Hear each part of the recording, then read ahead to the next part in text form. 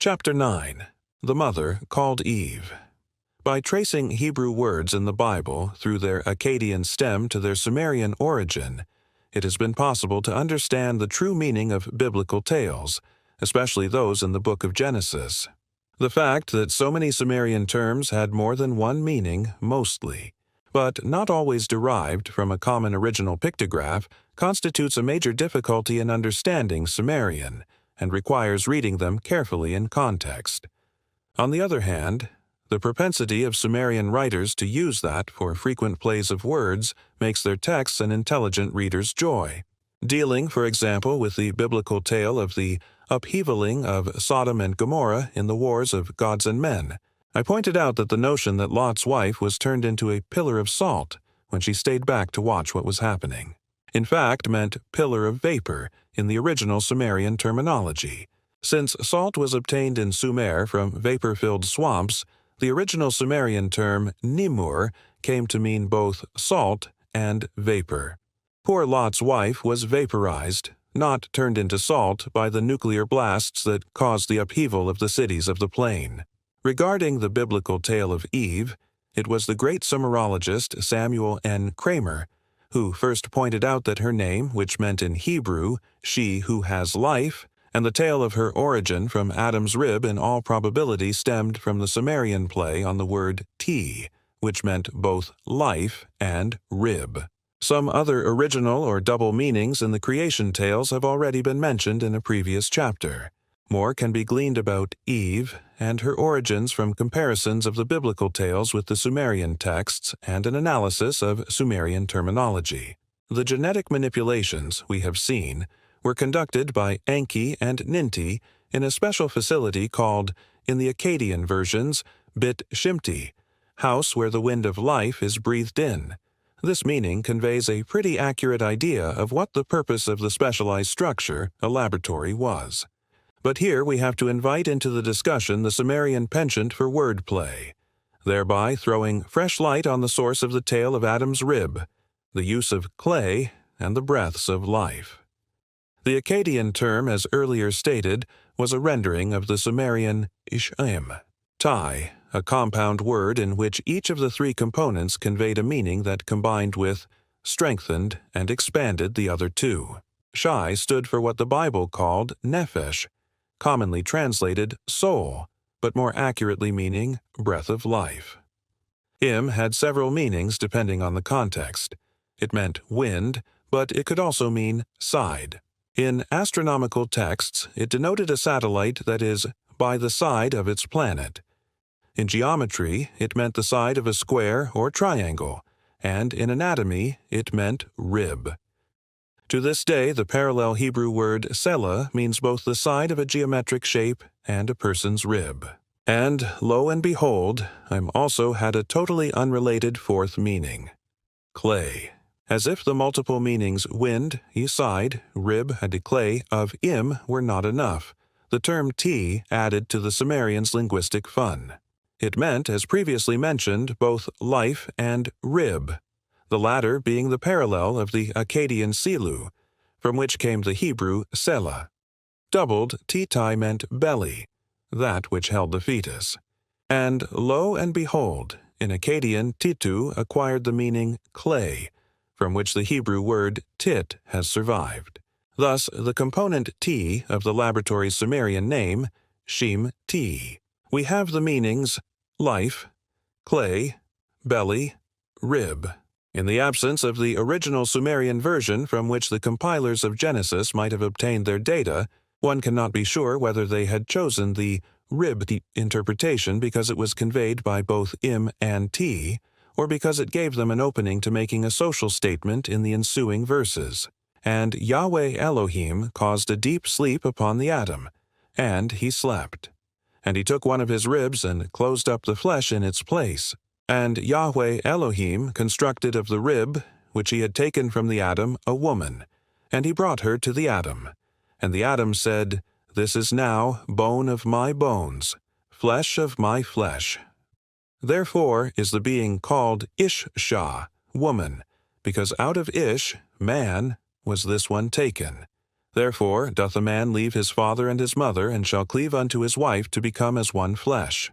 This tale of the creation of man's female counterpart relates how the Adam, having already been placed in the Eden to till it and tend its orchards, was all alone. And Yahweh Elohim said, It is not good that the Adam is by himself. Let me make him a mate. This obviously is a continuation of the version whereby the Adam alone was created, and not part of the version whereby mankind was created male and female right away. In order to resolve this seeming confusion, the sequence of creating the earthlings must be borne in mind. First, the male Lulu mixed one was perfected. Then, the fertilized eggs of ape-woman bathed and mixed with the blood serum and sperm of a young Anunnaki were divided into batches and placed in a mold, where they acquired either male or female characteristics. Re-implanted in the wombs of birth goddesses, the embryos produced 7 males and 7 females each time. But these mixed ones were hybrids, which could not procreate, as mules cannot. To get more of them, the process had to be repeated over and over again. At some point, it became apparent that this way of obtaining the serfs was not good enough. A way had to be found to get more of these humans without imposing the pregnancies and deliveries on female Anunnaki. That way was a second genetic manipulation by Enki and Ninti, giving the Adam the ability to procreate on his own. To be able to have offspring, Adam had to mate with a fully compatible female. How and why she was brought into being is the story of the rib and of the Garden of Eden. The tale of the rib reads almost like a 2-sentence summary of a report in a medical journal. In no uncertain terms, it describes a major operation of the kind that makes headlines nowadays, when a close relative, for example a father or a sister, donates an organ for transplant. Increasingly, modern medicine resorts to the transplantation of bone marrow when the malady is a cancer or affects the immune system. The donor in the biblical case is Adam. He is given general anesthesia and is put to sleep. An incision is made and a rib is removed. The flesh is then pulled together to close up the wound, and Adam is allowed to rest and recover. The action continues elsewhere. The Elohim now use the piece of bone to construct a woman, not to create a woman, but to construct one. The difference in terminology is significant. It indicates that the female in question already existed, but required some constructive manipulation to become a mate for Adam. Whatever was needed was obtained from the rib, and the clue to what the rib supplied lies in the other meanings of im and ti. Life, belly, clay. Was an extract of Adam's bone marrow implanted in that of a female primitive worker's clay through her belly? Regrettably, the Bible does not describe what was done to the female, named Eve by Adam, and the Sumerian texts that have surely dealt with this point have not been found so far. That something of the kind did exist is certain from the fact that the best available translation of the Atra-Hasis text into early Assyrian, about 850 BC, contains lines that parallel some of the biblical verses about a man leaving his father's house and becoming as one with his wife as they lie in bed together. The tablet that carries this text is too damaged, however, to reveal all that the Sumerian original text had to say. But we do know nowadays, thanks to modern science, that sexuality and the ability to procreate lie in human chromosomes. Each person's cell contains 23 pairs. In the case of a woman, a pair of X chromosomes, and in the case of men, 1 X and 1 Y chromosome. However, the reproductive cells, female egg, male sperm, each contain only one set of chromosomes, not pairs. The pairing takes place when the egg is fertilized by the sperm. The embryo thus has the 23 pairs of chromosomes, but only half of them come from the mother and only half from the father. The mother, having 2 X chromosomes, always contributes an X. The father, having both an X and a Y, may end up contributing either one. If it is an X, the baby will be female. If a Y, it will be a male. The key to reproduction thus lies in the fusion of the 2 single sets of chromosomes. If their number and genetic code differ, they will not combine, and the beings will not procreate. Since both female and male primitive workers already existed, their sterility was not due to the lack of X or Y chromosomes. The need for a bone. The Bible stresses that Eve was bone of the bones of Adam, suggests that there was a need to overcome some immunological rejection by the female primitive workers of the male's sperms. The operation carried out by the Elohim overcame this problem. Adam and Eve discovered their sexuality, having acquired knowing, a biblical term that connoted sex for the purpose of procreation, and Adam knew Eve his wife, and she conceived and gave birth to Cain. Eve, as the tale of the two of them in the Garden of Eden relates, was thenceforth able to become pregnant by Adam, receiving from the deity a blessing combined with a curse. In suffering shalt thou bear children. With that, the Adam, Elohim said, has become as one of us. He was granted knowing. Homo sapiens was able to procreate and multiply on his own. But, though he was given a good measure of the genetic makeup of the Anunnaki, who made man in their image and after their likeness even in this respect of procreation, one genetic trait was not transmitted. That was the longevity of the Anunnaki. Of the fruit of the tree of life, partaking of which would have made man live as long as the Anunnaki, he was not even to taste. This point is clearly spelled out in the Sumerian tale of Adapa, the perfect man created by Enki. Wide understanding he perfected for him. Wisdom he had given him. To him he had given knowing. Eternal life he had not given him. Ever since publication of the 12th Planet in 1976, I have spared no effort to explain the seeming immortality of the gods. Using flies in my home as an example, I have been wont to say that if flies could talk, Papa, way he is, ever living, immortal, of the different life cycles. Man lives. So many decades of years. Flies count their lives in days. But what are all these terms? A day is the time it takes our planet to complete one revolution about its axis. A year is the time it takes our planet to complete one orbit around the sun. The length of time activities by the Anunnaki took on Earth was counted in SARs, each one equivalent to 3,600 Earth years. A SAR, I have suggested, was the year on Nibiru, the time it took that planet to complete one orbit around the sun. So, when the Sumerian king lists reported, for example, that one leader of the Anunnaki administered one of their cities for 36,000 years, the text actual states 10 SARs. If a single generation for man is 20 years, there would be 180 generations of man's progeny in one Anunnaki year, making them appear to be forever living, immortal. The ancient texts make clear that this longevity was not passed on to man, but intelligence was. This implies a belief or knowledge in antiquity that the two traits, intelligence and longevity, could somehow be bestowed upon or denied to man by those who had genetically created him. Not surprisingly, perhaps, modern science agrees.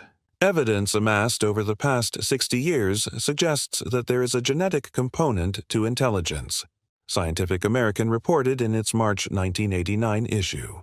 Besides giving examples of geniuses in various fields who had bequeathed their talents to children and grandchildren, the article highlighted a report by researchers from the University of Colorado at Boulder and Pennsylvania State University, David W. Folker, John C. DeFries, and Robert Plomin, who had established a close biological correlation in mental abilities attributable to genetic heredity. Scientific American headlined the article, "More Evidence Links Genes and Intelligence." Other studies, recognizing that memories are made of molecules, have led to the suggestion that if computers are ever to match human intelligence, they ought to be molecular computers.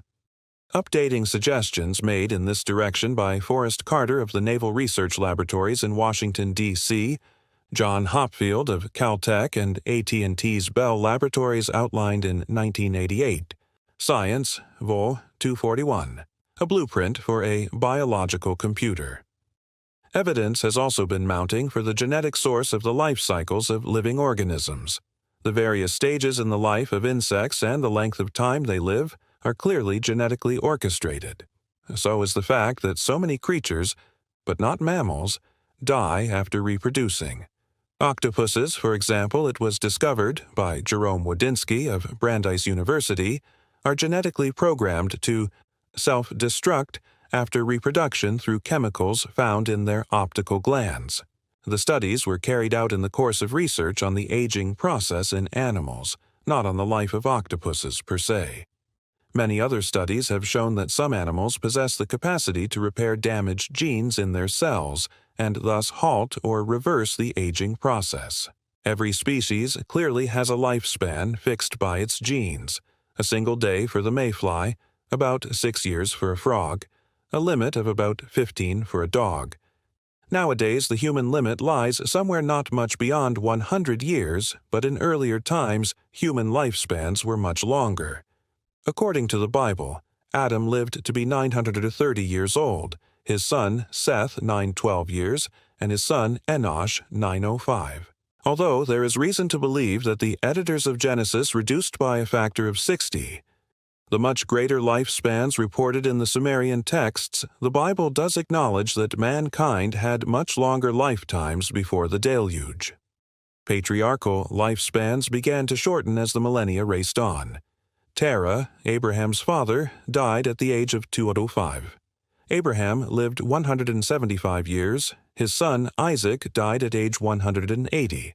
Isaac's son Jacob lived to be 147, but Jacob's son passed away at age 110. While it is believed the genetic errors that accumulate as DNA keeps reproducing itself in the cells contribute to the aging process, scientific evidence indicates the existence of a biological clock. In all creatures, a basic built-in genetic trait that controls the lifespan of each species. What that gene or group of genes is, what makes it tick, what triggers it to express itself, are still matters of intense research. But that the answer lies in the genes has been shown by numerous studies. Some, on viruses, show that they possess fragments of DNA that can literally immortalize them. Enki must have known all that, so that when it came to perfecting the atom, creating a true, procreating Homo sapiens, he gave Adam intelligence and knowing, but not the full longevity that the Anunnaki genes possessed. As mankind keeps distancing itself from the days of its creation as a Lulu, a mixed being who carried the genetic heritage of both the earth and the heavens, the shortening of its average lifespan might be seen as a symptom of the minute loss, from generation to generation, of what some consider divine elements and the increasing preponderance of the animal which is within us. The existence in our genetic makeup of what some call nonsense DNA, segments of DNA that seem to have lost their purpose, is an apparent leftover from the original mixing.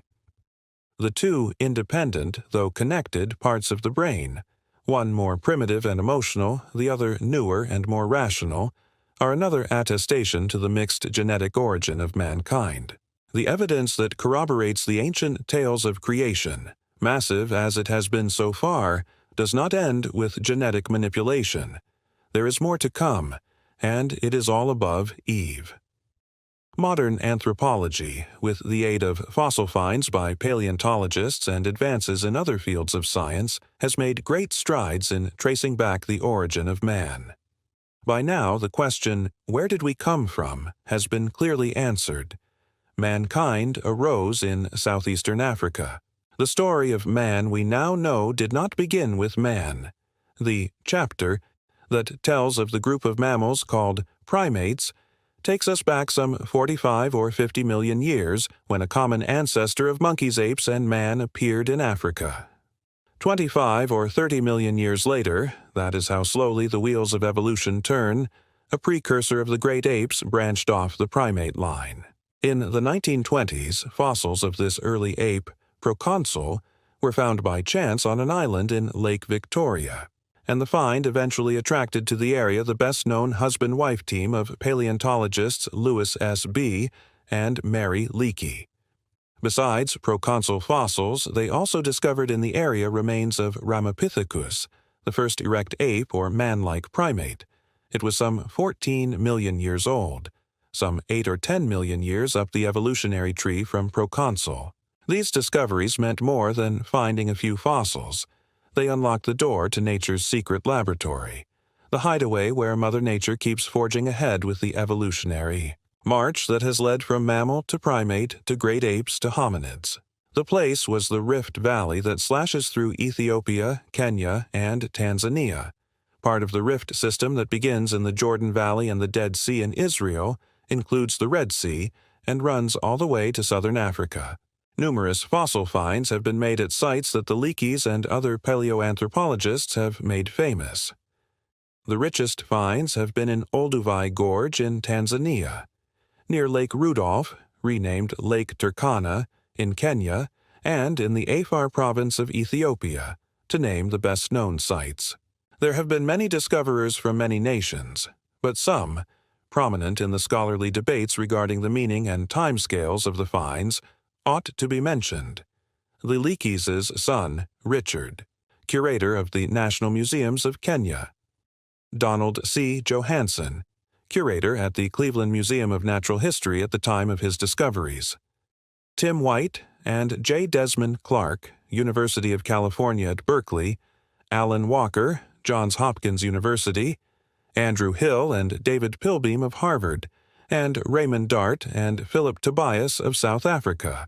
Putting aside the problems raised by pride of discovery, different interpretations of finds, and a propensity for splitting species and genuses into smaller subdivisions, it is safe to state that the branch leading to humans separated from that of four-legged apes some 14 million years ago, and that it took another 9 million years or so until the first apes with hominid aspects, called Australopithecus, showed up, all where nature had chosen its man-making laboratory to be. While the fossil record for those intervening 10 million years is almost blank, paleoanthropologists, as the new group of scientists has come to be called, have been quite ingenious in piecing together the record in the ensuing 3 million years. Sometimes with only a jawbone, a fractured skull, a pelvis bone, the remains of some fingers, or with luck even parts of skeletons, they have been able to reconstruct the beings these fossils represented, with the aid of other finds, such as animal bones or stones crudely shaped to serve as tools. They have determined the developmental stage and customs of the beings. And by dating the geologic strata in which the fossils are found, they have been able to date the fossils themselves.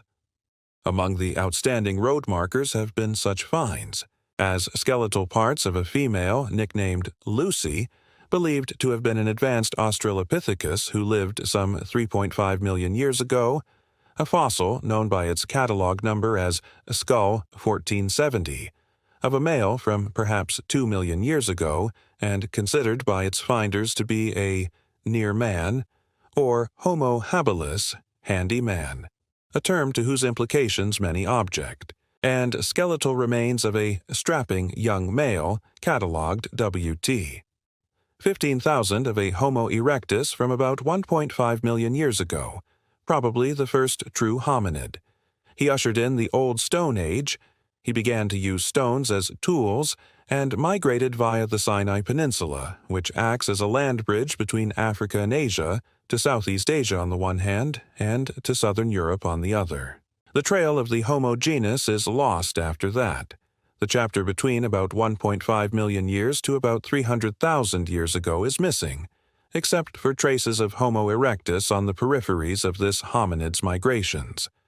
Then, about 300,000 years ago, without any evidence of gradual change, Homo sapiens made his appearance.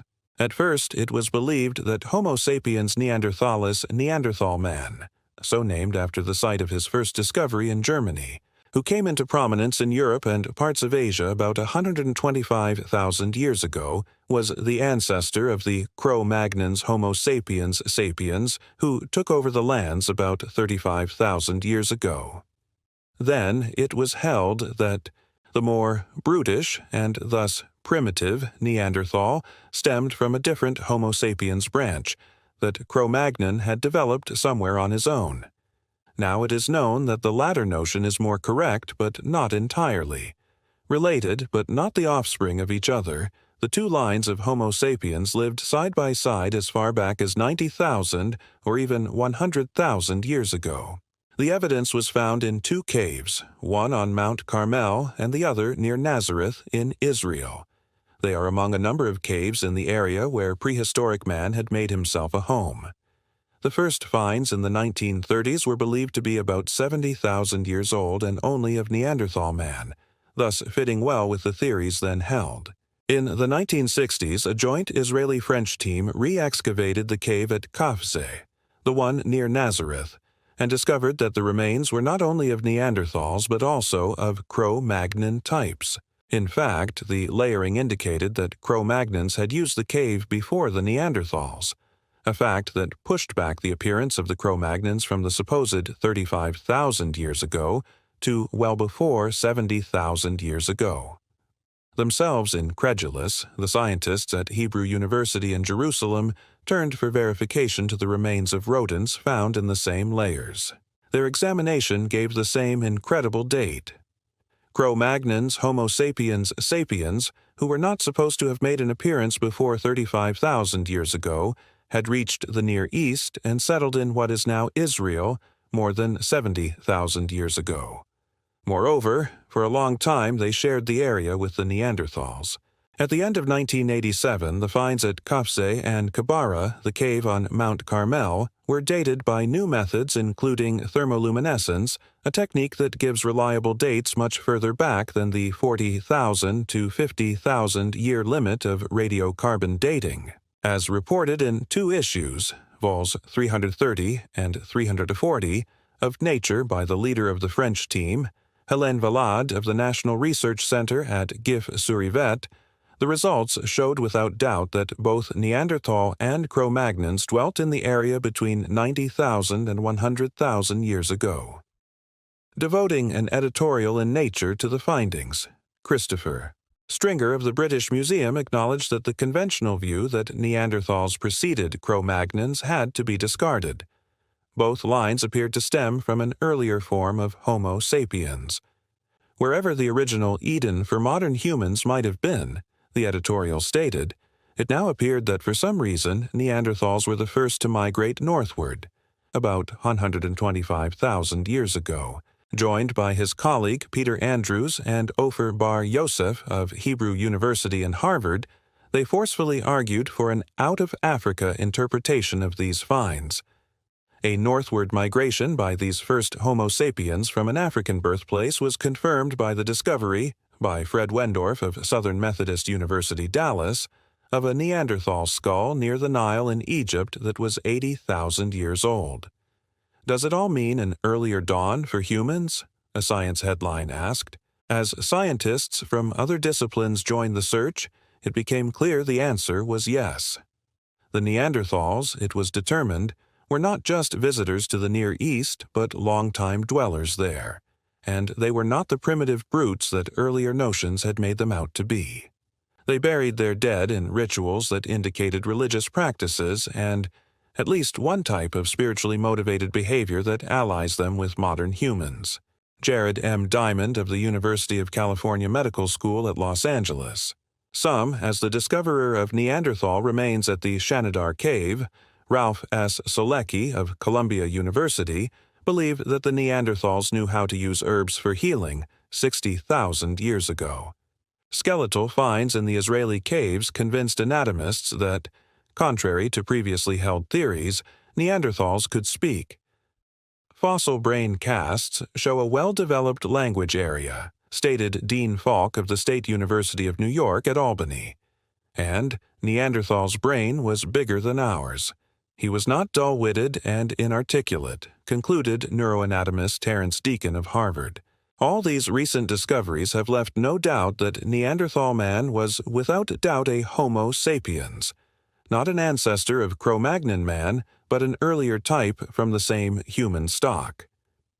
In March 1987, Christopher Stringer of the British Museum, along with a colleague, Paul Mellers, organized a conference at Cambridge University to update and digest the new findings concerning The Origins and Dispersal of Modern Man.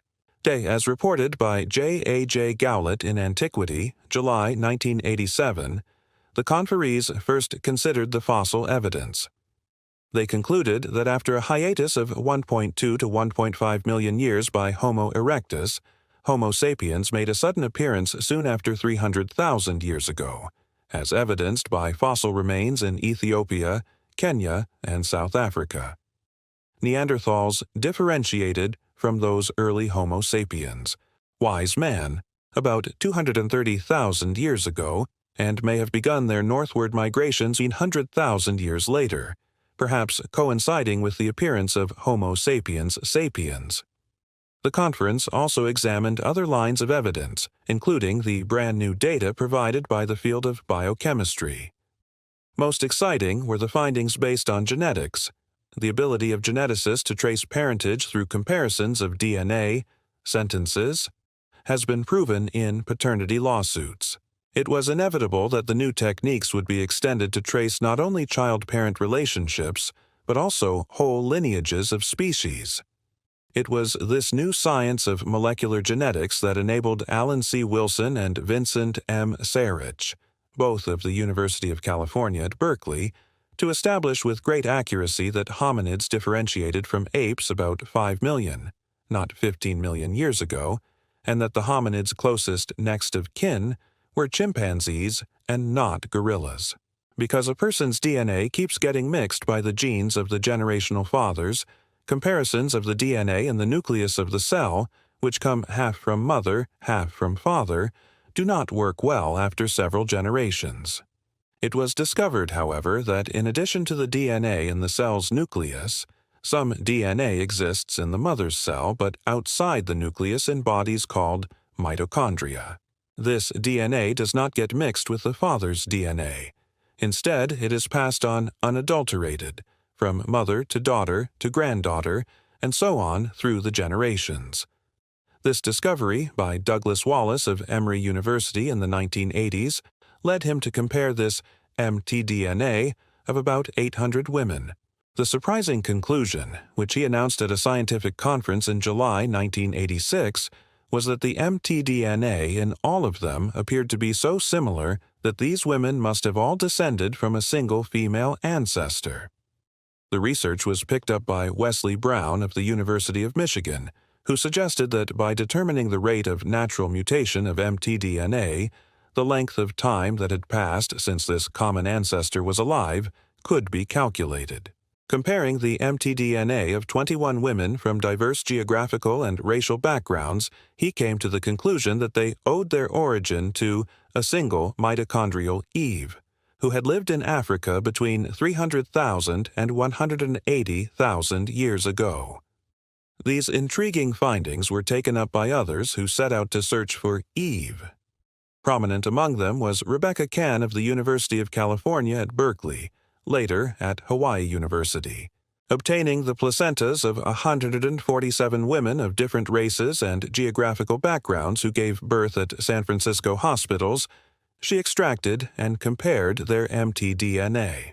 The conclusion was that they all had a common female ancestor who had lived between 300,000 and 150,000 years, depending on whether the rate of mutation was 2% or 4% per million years.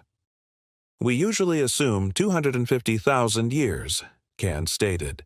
The upper limit of 300,000 years, paleoanthropologists noted, coincided with the fossil evidence for the time Homo sapiens made his appearance.